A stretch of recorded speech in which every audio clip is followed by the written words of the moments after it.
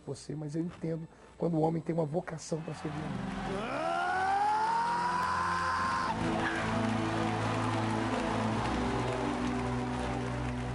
Deus. Deus estava abençoando o Marcos de uma maneira maravilhosa, que as promessas que Deus havia feito na vida dele estavam se cumprindo, os cultos que ele participava aconteciam muitos milagres.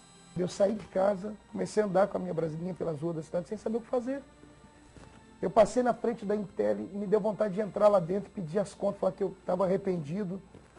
Eu me lembro que o diabo, só pode ter sido ele, sentou do meu lado e soprava no meu ouvido: se a sua filha ficar doente agora, você não tem plano de saúde para dar ela, você não tem nem NPS. E daqui 4 meses, quando terminar o seguro-desemprego, você vai comer o quê? E como é que fica? Eu fiquei perturbado. Eu me lembro que eu parei o carro no meio da rua, numa avenida aqui, e eu abaixei a cabeça e minha cabeça começou a pesar. Eu falei: fiz besteira, fiz besteira. De repente, eu olho pelo retrovisor do carro, vem um irmão numa bicicleta, Enoque. Enoque, filho da irmã Sebastiana, que eu sempre conto nas histórias, a irmã que morreu com câncer, e no velório dela, os anjos apareceram para cantar. Ele olhou para mim e falou: Marcos, o que você está fazendo aqui? Você não tinha que estar trabalhando? Eu falei: eu pedi as contas do trabalho, Enoque. Ele falou: para quê? Eu falei: eu vou viver da fé, eu acredito na minha chamada. Enoque abaixou a cabeça e quando ele levantou, as lágrimas desceram do olho dele. Ele olhou para mim e deu um sorriso. Ele tinha um sorriso muito bonito. Enoque disse assim: rapaz, eu queria ter a sua coragem.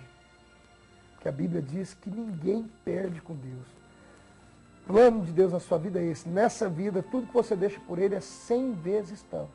E na outra, a vida eterna. Ele falou: vai com Deus, Deus vai te abençoar muito. Aquilo aliviou o meu coração.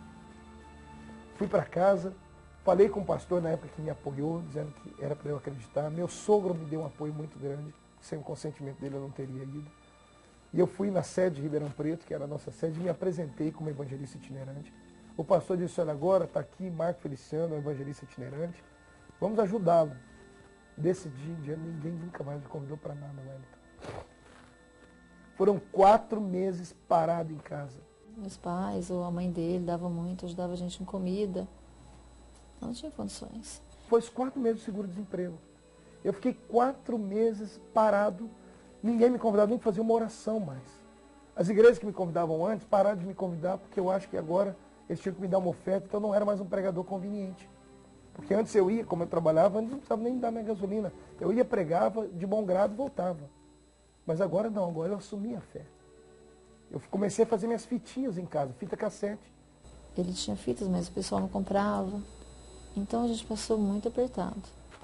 Consegui o irmão Cido Mazarão, aqui da minha cidade, pagou para mim a confecção das capinhas de fita cassete em branco e preto. Então eu acreditei, agora eu ia e levava minhas fitinhas para vender. E ninguém mais me convidou. Foram 4 meses de luta, 4 meses de prova, ao ponto de eu acordar um dia, a Edileuza olhar para mim e falar assim: Marco, não tem mais comida para a gente comer. E eu olhei para ele e disse: se você for pedir para o seu pai e para sua mãe, eu largo de você. Porque eu tinha um orgulho muito grande. Eu falei assim: Deus disse que ia me sustentar, eu não sou doido. Eu saí de casa naquele dia, peguei o carro e subi um monte para orar. Fui orar. E eu orei e gritei, eu falei: Deus, será que eu fiz besteira? Nessa época, como já faziam 4 meses, as pessoas que me apoiaram moralmente começaram a tirar o apoio moral, dizendo que eu estava maluco, que eu queria aproveitar do meu sogro, que eu era vagabundo, que eu era isso, que eu era aquilo. Cheguei de tardezinho em casa. Quando eu entrei pela cozinha, quando eu abri a porta, a mesa da cozinha estava repleta de sacolinhas de supermercado, cheia de mantimentos. Eu já fui correndo na Edileuza para brigar. Quando eu falei: você foi pedir para o seu pai? Eu disse: não, não foi o pai não. Sabe a irmã Hélia? Eu falei: que irmã Hélia? A irmã Hélia. Eu falei: o que tem a irmã Hélia? A irmã Hélia estava no mercado comprando e Deus disse para ela: compra para o meu filho. Tudo que você comprar para você, compra para ele. Detalhe, a irmã Hélia era e é ainda uma secretária do lar, uma empregada doméstica. Era mãe, se não me engano, de 4 filhos, nenhum crente, nem um marido crente. Ela sabia que o meu sogro era fazendeiro na época. Sabia que a família da minha esposa era abastada. E ela falou: Deus, o senhor quer que eu leve comida? O senhor disse que quer que você leve. Quando a Edileuza disse que aquilo tudo tinha vindo da mão de uma irmã que era simples, eu dobrei meu joelho e comecei a gritar. Eu falei: Deus, por que isso? Para que isso? E o senhor disse para mim: para provar a você que a partir de hoje eu uso os meus meios para te sustentar. Eu uso os meus meios. Você não precisa se humilhar para ninguém. Eu sustento a sua casa. Eu te dou a comida, eu sustento você com roupa. Não vai te faltar nada enquanto você permanecer fiel e me servir. Eu ficava preocupada, mas eu ainda tinha fé que Deus estava naquele negócio. Eu acreditava. Eu não nasci para ser capacho! Campinas, em São Paulo. E ele olhou para mim e disse, rapaz, eu nunca te vi pregar, mas pelo que eles estão dizendo aí, você é homem de Deus, você vai pregar na minha igreja. Quando eu fui pregar lá, foi o mover de Deus, meu Jesus. Eu me lembro até hoje, uma igreja não muito grande, eu sentei no púlpito e do púlpito eu tinha visão da igreja. E eu preguei. Eu me lembro que de repente no meio do culto eu escutei um grito, mas grito em culto pentecostal era normal. Só que de repente eu olhei para o meio da igreja e veio um homem marchando, batendo os pés no chão. Ele subiu no púlpito e tomou o microfone da minha mão, mas numa autoridade que eu não parei. Ele olhou para mim e disse, irmão, vocês me conhecem, a igreja parou. Eu sou aquele rapaz que estava no hospital com meningite no último estágio dela. Eu ia morrer, o médico hoje de manhã chamou minha família e disse, olha, leve ele para morrer em casa. E antes de eu sair, eu falei para o médico com dificuldades, olha, eu vou sim, mas eu não vou para a casa da minha mãe, eu vou para a casa do meu pai, porque eu vou ser curado. Os pais e a mãe levaram ele para a igreja.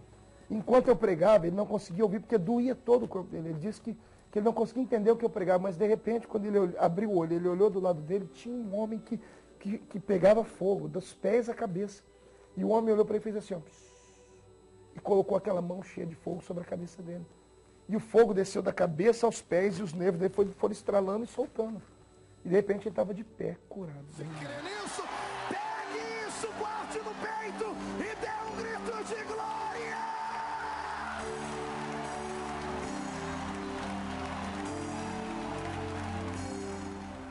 Esse episódio abriu as portas em Campinas. Eu fui itinerante em 3 cidades, Campinas, Hortolândia e Sumaré, durante 1 ano. Essas 3 cidades me deram mantimento. Fui pregar em Mauá da Serra. Mauá fica ali entre Apucarana e Ortigueira. Era no mês de julho que eu estava pregando nessa cidade. Quando eu estava pregando, entrou dentro da igreja um homem chamado Mateus Jensen. O irmão Mateus Jensen é pastor hoje. E foi lá que nós encontramos e ali nós transmitimos a primeira vez. E ele transmitiu ao vivo, num link para o programa de rádio das 6 emissoras dele. E houve um congestionamento de ligações nas emissoras dele. E daí convidamos ele para estar conosco, viajando pelo Paraná. Foi que isso? Aí eu me empolguei. Juntamente com meus filhos, e eu junto, e as irmãs Falavinha, e ele então acompanhou, e foi uma bênção aquele trabalho. E graças a Deus que muitas almas aceitaram Jesus como Salvador. Abril de 99, Marco Feliciano estava escalado para pregar no Gilead. Somos mais que milhões, estamos em todos os cantos do mundo, fazendo missões.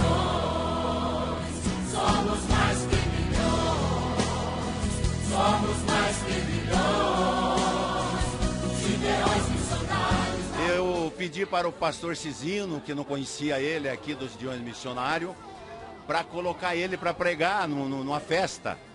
E o pastor Cizino atendeu o meu pedido, porque é amigo. E eu fui pregar na tenda. Depois da tenda, eu preguei no domingo à tarde. E hoje ele está com um trabalho aí, ou seja, está atingindo o mundo, evangelizando. Já são 53 países do mundo e o Brasil inteiro pregando. De 99 até os dias de hoje, 2006, 2007, eu preguei lá durante todos esses anos para a honra e glória de Jesus Cristo. E a compreensão e graça que Deus deu ao pastor Cizino Bernardino e Reuel Bernardino, que são as pessoas que têm acreditado no nosso ministério até hoje. O Espírito Santo manda eu estar aqui lembrando de um fato que marcou a minha história. No ano de 1988, há 11 anos atrás passados, eu estava no meio dessa multidão como vocês aí estão. Quando um dos preletores do Rio Grande do Sul estava pregando, há alguns anos atrás, aqui em Camboriú, e no momento que ele fez o apelo para quem gostaria de ofertar para a obra missionária. E eu não tinha um centavo para entregar a Deus naquela manhã. Um jovem rapaz que veio e não tinha R$1 sequer, não tinha uma moeda para doar. Ele foi lá na frente se entregando como oferta. Ele não tinha uma oferta. A gente não tinha oferta aquele dia. A gente não tinha dinheiro para poder dar de oferta. E ele se jogou literalmente no chão. Eu saí correndo do meio da multidão, vim empurrando o crente, derrubei gente aí do meio, caí de joelho aqui no chão. Este jovem que está deitado no chão, Deus está dizendo que está recebendo a sua oferta. E em breve, todo o Brasil e o mundo verá você aqui em cima desta tribuna, pregando a minha palavra. E Deus viu.